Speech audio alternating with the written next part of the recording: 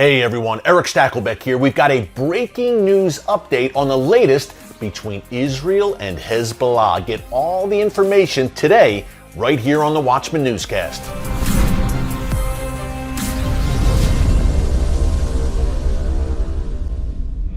Hey folks, Erick Stakelbeck here. Thank you for joining us. If you tuned in to the Watchman Newscast on Tuesday, that was April 14th, you can find it here on our archives on the Watchman News channel. If you tuned in, you know that we were talking about the Iranian regime and its proxies, Hezbollah, Hamas, Palestinian Islamic Jihad, the Houthis in Yemen, Shia militias in Iraq and Syria.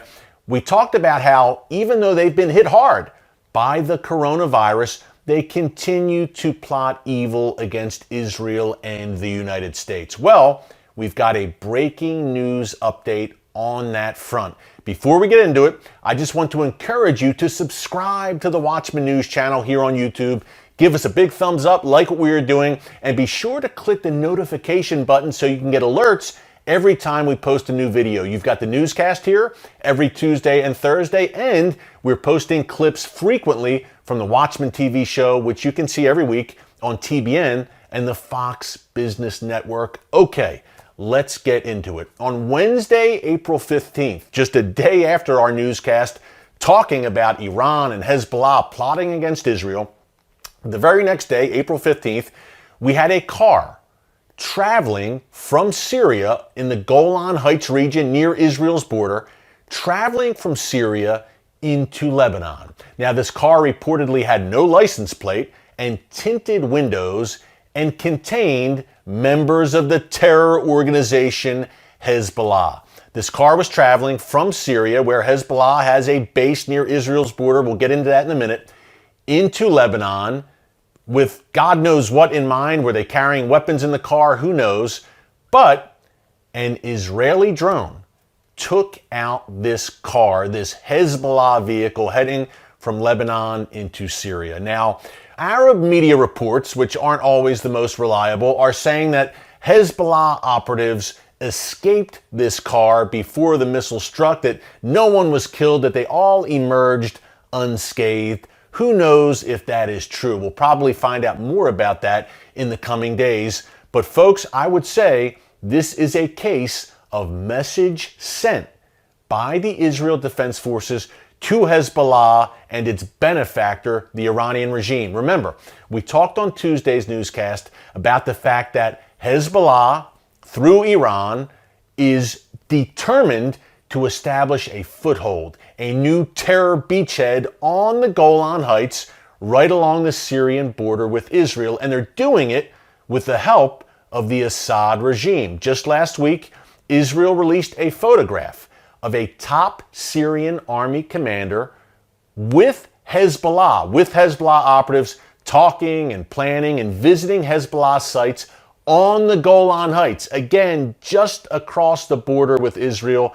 This is a no-go for the Jewish state to have an Iranian proxy, Iran's deadliest proxy, Hezbollah, which is not just a terror organization, which is bad enough, folks. They are a terrorist army, a terrorist paramilitary unit with tens of thousands of well-trained foot soldiers who have fought in Syria and other theaters in the Middle East, who have some 150,000 rockets and missiles at their disposal, pointed at every inch of Israel, who have a global network. Hezbollah also has a presence in South America. That's a topic for a future newscast. And of course, are very, very well funded and have a state sponsor behind them, the Iranian regime. All that said, Israel obviously cannot let Hezbollah set up shop in Syria on the Golan because unfortunately, Hezbollah already has that incredibly strong stronghold in southern Lebanon, also on Israel's northern border. Folks, what they want to do is establish a situation in Syria like they have in Lebanon, and Israel, rightfully so and wisely, says, no way, we're not letting it happen. And we're not letting all this transiting between Syria and Lebanon by Hezbollah happen. And that's exactly why we had this airstrike just yesterday. Message sent, but okay, what comes next? Does Hezbollah respond?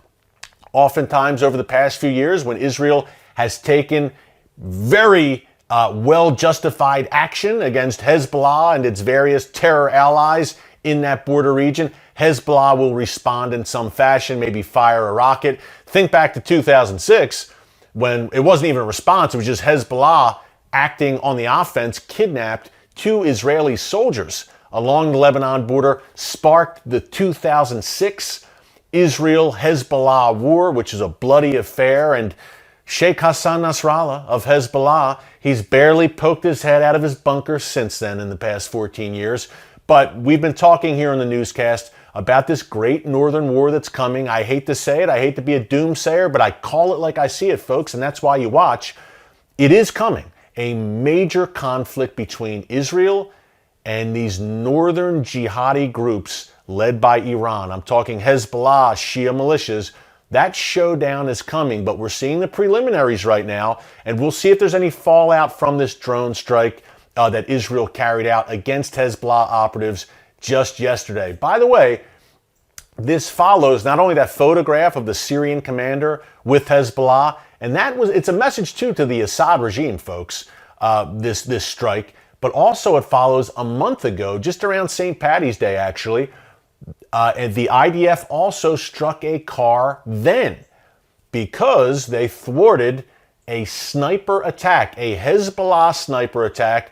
According to Israeli military officials, they're saying that Hezbollah, with help from the Syrian regime of Assad, were planning a sniper attack from Syria, from that Golan region, against Israeli soldiers. Thankfully, the IDF broke that one up as well and took out the car that was carrying these snipers.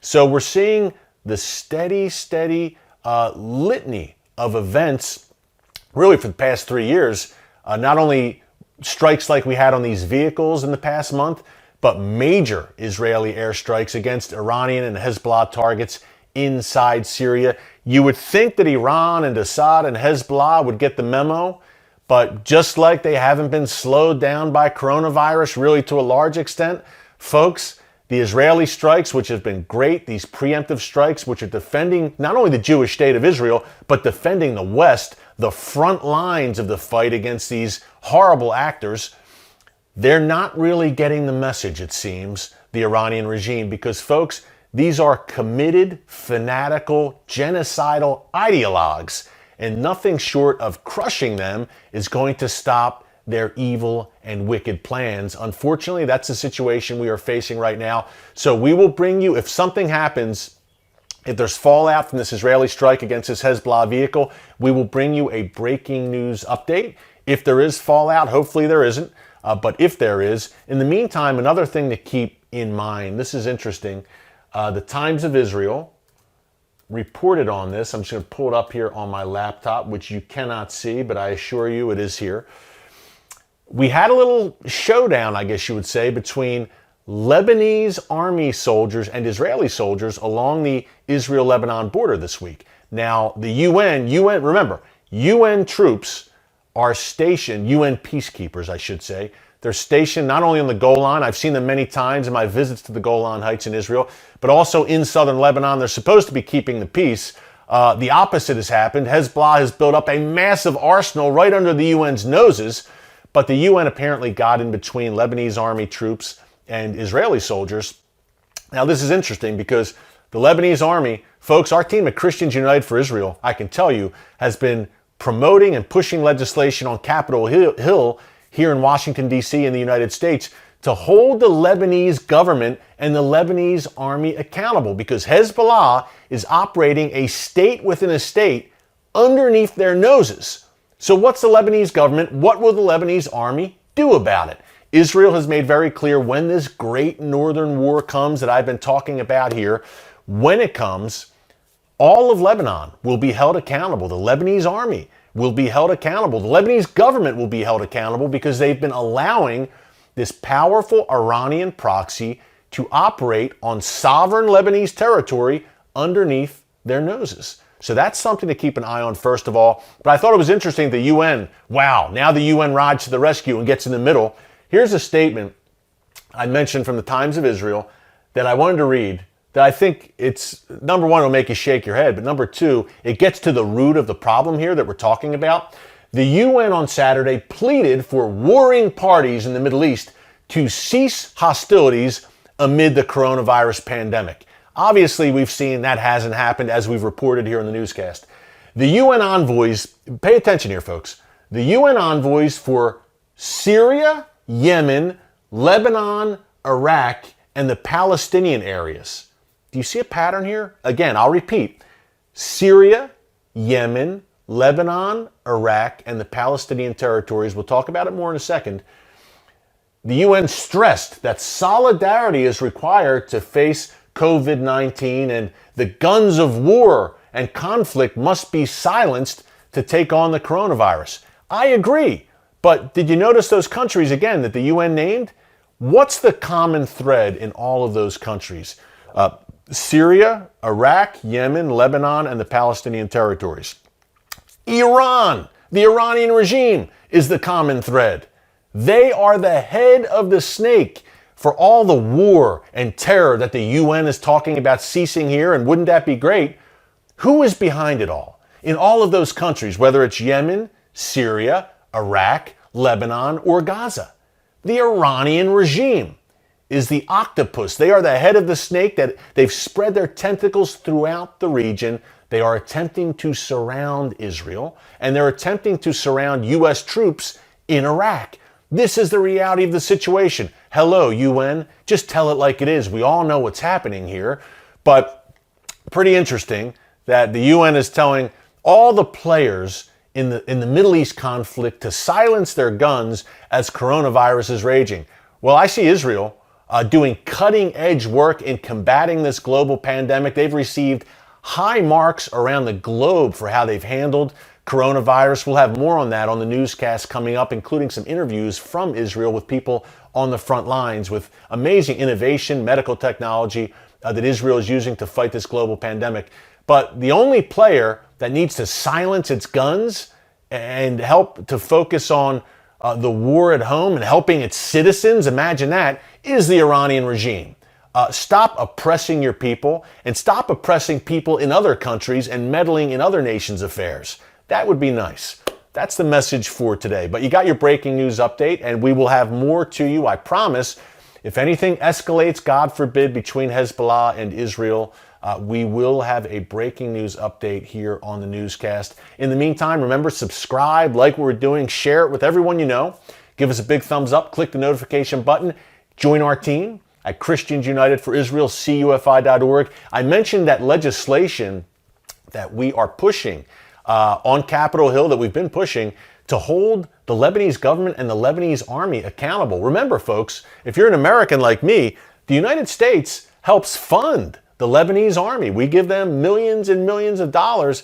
That can't be a one-way relationship. You can't have the world's most dangerous terrorist organization, a terrorist army, Hezbollah, and the Iranian regime operating freely in your territory and expect loads of American taxpayer dollars to fall in your lap. It just doesn't work that way. That's the kind of work we do at Christians United for Israel, though. So if you're interested in really making a difference, join our movement at CUFI.org. We're over 8 million followers of Jesus, and we are speaking out for such a time as this, and we will not hold our peace. Also, check out the Watchman TV show if you love the newscast.